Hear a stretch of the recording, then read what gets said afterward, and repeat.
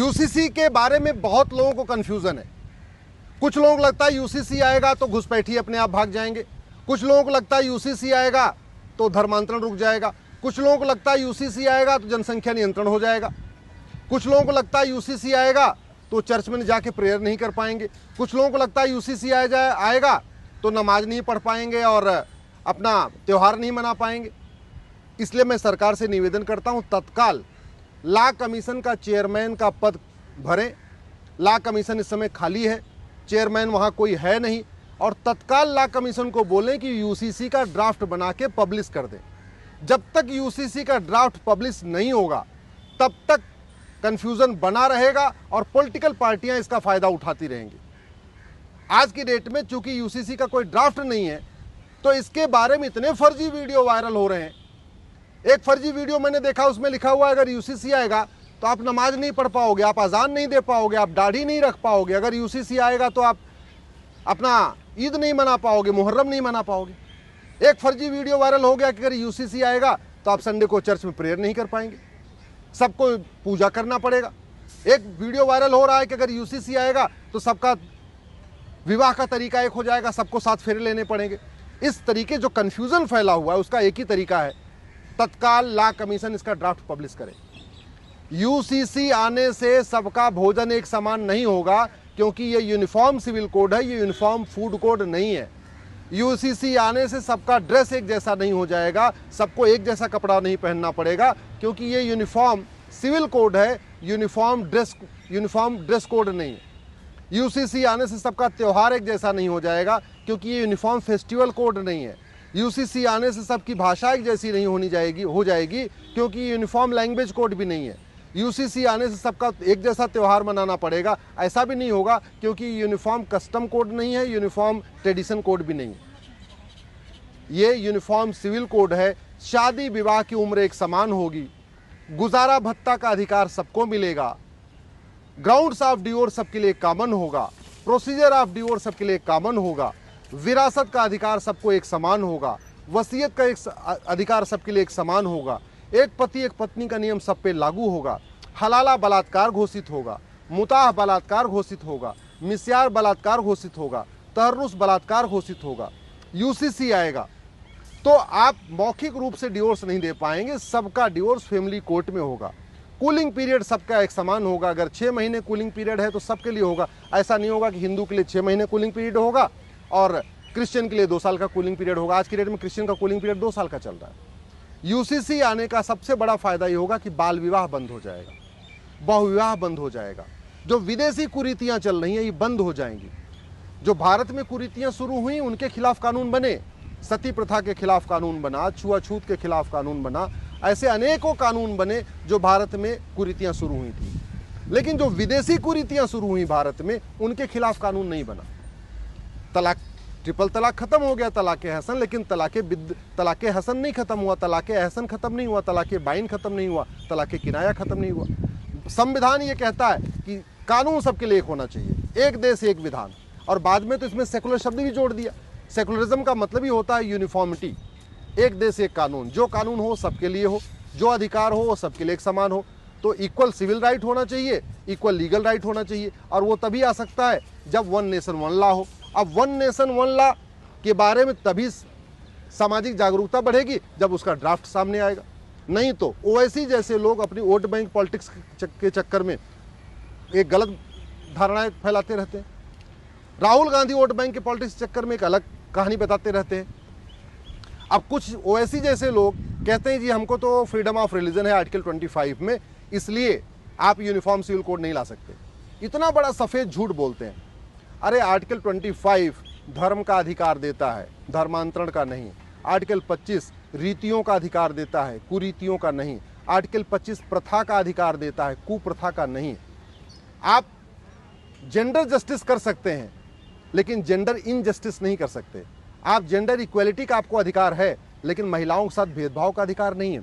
इसलिए कोई नियम कानून जो भेदभाव करता हो संविधान उसकी इजाजत नहीं देता। क्रिश्चियन मैरिज एक्ट 1872 वाला चल रहा है, उस समय संविधान तो था नहीं, अंग्रेजों ने मनमाने तरीके से बना दिया, उसमें महिला पुरुष में भेदभाव कर दिया।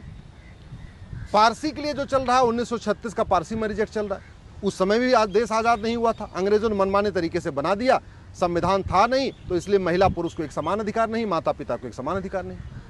शरीयत एक्ट अंग्रेजों ने 1937 में बनाया, उस समय भी देश आज़ाद नहीं हुआ था, भारत में संविधान तो था नहीं उस समय। तो उस समय अंग्रेजों ने क्या किया, पति पत्नी को एक समान अधिकार नहीं दिया, भाई बहन को एक समान अधिकार नहीं दिया, माता पिता को एक समान अधिकार नहीं दिया। ये तो जो हिंदू मैरिज एक्ट है जो 1955 में बना, संविधान लागू होने के बाद बना, उसमें इक्वलिटी का ध्यान रखा गया, माता पिता को एक समान अधिकार, भाई बहन को एक समान अधिकार, पति पत्नी को एक समान अधिकार, बेटे बेटी को एक समान अधिकार। और इसी बात को लेकर नेहरू जी में और डॉक्टर अंबेडकर में बहुत विवाद भी हुआ था। डॉक्टर अंबेडकर का ये कहना था, बाबा साहब अंबेडकर का ये कहना था कि जब भारत में संविधान लागू हो चुका है और आर्टिकल 44 कहता है कि यूनिफॉर्म सिविल कोड होना चाहिए, आर्टिकल 14 कहता है इक्वलिटी बिफोर लॉ, आर्टिकल 15 कहता है कि किसी के साथ भेदभाव नहीं होगा, 16 कहता है सबको इक्वल अपॉर्चुनिटी मिलेगी और 44 कहता है कि यूनिफॉर्म सिविल कोड होगा, तो आप हिंदू मैरिज एक्ट क्यों बना रहे हैं? बाबा साहब अंबेडकर नेहरू जी से यही कह रहे थे कि आप अंग्रेजी कानूनों को खत्म करिए, 1872 का क्रिश्चियन मैरिज एक्ट खत्म करिए, 1936 का पारसी मैरिज एक्ट खत्म करिए, 1937 का शरीयत एक्ट खत्म करिए और एक यूनिफॉर्म सिविल कोड बनाइए, उसको लागू कर दीजिए। उस समय लागू बड़े आसानी से हो सकता, कोई विरोध करने वाला नहीं था, क्योंकि उस समय मजहब के आधार पर विभाजन हुआ था। तो उस समय मजहब के आधार पर लोग कानून की मांग भी नहीं कर रहे थे। इसके बावजूद नेहरू जी ने केवल तुष्टीकरण को बढ़ावा देने के लिए, अलगाववाद को बढ़ावा देने के लिए अंग्रेजी कानूनों को खत्म नहीं किया। जो अंग्रेजी पर्सनल लॉ थे, उन 1872 का क्रिश्चियन मैरिज एक्ट, 1936 का पारसी मैरिज एक्ट, 1937 का शरीयत एक्ट, उसको खत्म नहीं किया। हाँ, हिंदुओं के लिए एक अलग से और हिंदू मैरिज एक्ट बनाया 1955 में। बाबा साहब अम्बेडकर इसी का विरोध कर रहे थे। वो कह रहे थे जब सबके लिए अपना अपना पर्सनल लॉ चलेगा, अपने अपने विधान चलेंगे, तो संविधान किस बात का? संविधान का तो मतलब होता है संविधान, सबके लिए एक समान विधान। और आप बहुविधान चला रहे हो, हिंदू का अलग विधान चला रहे हो, मुस्लिम का अलग विधान चला रहे हो, पारसी का अलग विधान चला रहे हो, ईसाई का अलग विधान चला रहे हो। खैर, बाबा साहब अम्बेडकर ने इस्तीफा दे दिया, नेहरू जी अपनी मनमानी करते रहे और जो नेहरू जी ने मनमानी किया उसको इंदिरा जी ने भी आगे बढ़ाया। उन्होंने भी संविधान का आर्टिकल 44 लागू करने की कोशिश नहीं किया। राजीव गांधी तो उनसे 2 कदम और आगे निकल गए। एक बार सुप्रीम कोर्ट का साहबानों केस में जजमेंट भी आया कि कम से कम गुजारा भत्ता सबको एक समान मिलना चाहिए। उस जजमेंट को बदलने के लिए बाकायदा कानून बना दिया, कानून बना के जजमेंट को पलट दिया। नरसिम्हा राव जी से कोई मतलब ही नहीं था, वो तो अपना माइनॉरिटी कमीशन एक्ट बना रहे थे, वक्फ एक्ट बना रहे थे और प्लेस ऑफ वर्शिप एक्ट बना रहे थे, वो भी तुष्टीकरण की चरम सीमा तक गए। मनमोहन जी रहे 10 साल, उनसे कोई लेना देना नहीं, वो तो जामिया को माइनॉरिटी का दर्जा दे रहे थे और भी माइनॉरिटी फिल्म मिनिस्ट्री बना दी है 2006 में, उसके पहले कभी होती नहीं थी, तो वो भी तुष्टीकरण को आगे बढ़ाते रहे। ये पहली बार हुआ है कि प्रधानमंत्री मोदी जी ने लाल किले से बोला है कि भारत में एक सेकुलर सिविल कोड होना चाहिए, सबके लिए समान अधिकार होना चाहिए। मैं प्रधानमंत्री मोदी जी को धन्यवाद देता हूँ और आशा करता हूँ कि बहुत जल्दी इस पर कानून आ जाएगा। लेकिन मैं आग्रह करता हूँ, एकाएक पार्लियामेंट में कानून मत ले आइए, बल्कि आप कानून बना के इसका ड्राफ्ट पब्लिश करा दीजिए। या तो एक जुडिशियल कमीशन बना दीजिए और फटाफट उनको बोलिए 1 महीने के अंदर इसका ड्राफ्ट बना दें। अदरवाइज लॉ कमीशन में चेयरमैन का पद खाली पड़ा हुआ है, मेंबर तो हैं लेकिन चेयरमैन है नहीं वहाँ पे एक चेयरमैन अपॉइंट कर दीजिए। और अमेरिका का सिविल कोड देख लें, सिंगापुर का सिविल कोड देख लें, चाइना का सिविल कोड देख लें, जर्मनी का सिविल कोड देख लें, जापान का सिविल कोड देख लें, दुनिया के कई, फ्रांस का सिविल कोड देख लें। ज़्यादातर दुनिया के देशों में यूनिफॉर्म कॉमन सिविल कोड चलता है, वहाँ का सिविल कोड देख लें। मेरा ये मानना है कि भारत में जो यूसीसी आए वो उसका नाम यूनिफॉर्म सिविल कोड की बजाय उसका नाम रखना चाहिए भारतीय नागरिक संहिता, भारतीय नागरिकता संहिता।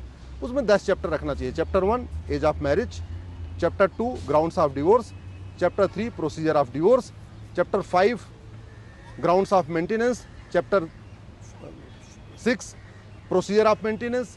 एक चैप्टर विरासत के ऊपर होना चाहिए, एक चैप्टर वसीयत के ऊपर होना चाहिए, एक चैप्टर एडॉप्शन पे होना चाहिए, एक चैप्टर गार्जियनशिप पे होना चाहिए और एक पति एक पत्नी का नियम सबके लिए होना चाहिए। और मेरा ये मानना है एक चैप्टर पेरेंटिंग के लिए भी होना चाहिए, पेरेंट्स केयर के लिए भी होना चाहिए, क्योंकि माता पिता की देखभाल कौन करेगा, कैसे करेगा।